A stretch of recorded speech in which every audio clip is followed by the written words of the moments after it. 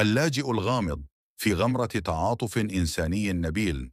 فتحت عائلة السيد أحمد أبواب منزلها لشاب وسيم هادئ الملامح يدعى آدم.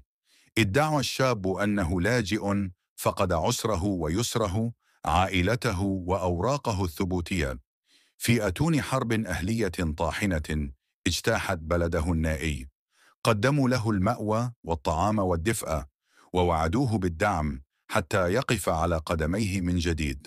في البداية بدا آدم كالحمل الوديع، ممتنا لكل لقمة ولكل كلمة طيبة. كان قليل الكلام وعيناه تحكيان قصصا من الألم والفقد. لكن شيئا فشيئا بدأت سحابة من الريبة تخيم على أجواء البيت الهادئ. لاحظت الزوجة السيدة ليلى أن آدم يتحدث أحيانا بلهجة غريبة، تحمل مفردات وتراكيب لا تتناسب مطلقا مع المنطقة التي زعم أنه قدم منها. وفي إحدى المرات حين انزلق سكين من يد الابن الأكبر، التقطه آدم بحركة خاطفة تنم عن خبرة قتالية مدهشة، لا عن مجرد ردة فعل سريعة. أما الابنة الصغرى فقد بدأت تشكو من أنه يحاول استدراجها بأسئلة دقيقة عن عمل أبيها وعلاقاته. زاد القلق حين رآه السيد أحمد بالسلفة يجرى مكالمة هاتفية مشفرة بلغة لم يميزها، وعلى وجهه تعابير من حزم وصرامة لم يرها من قبل.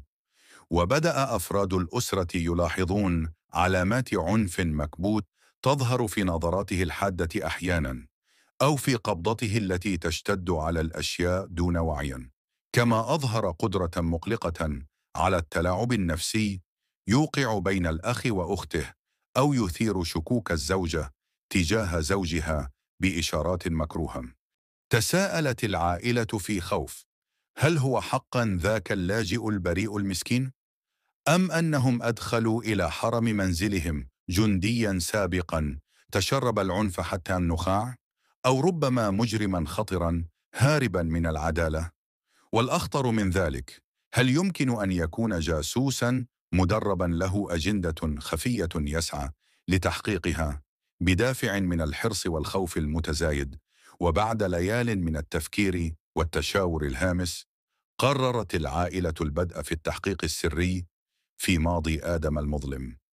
لم يكونوا يعلمون أن هذا القرار سيدخلهم في دوامة من الأحداث المتسارعة، ويعرض حياتهم لخطر لم يكن لهم به قبل، كاشفين بذلك عن أمر أكثر قتامة وتعقيدا مما كانوا يتصورون.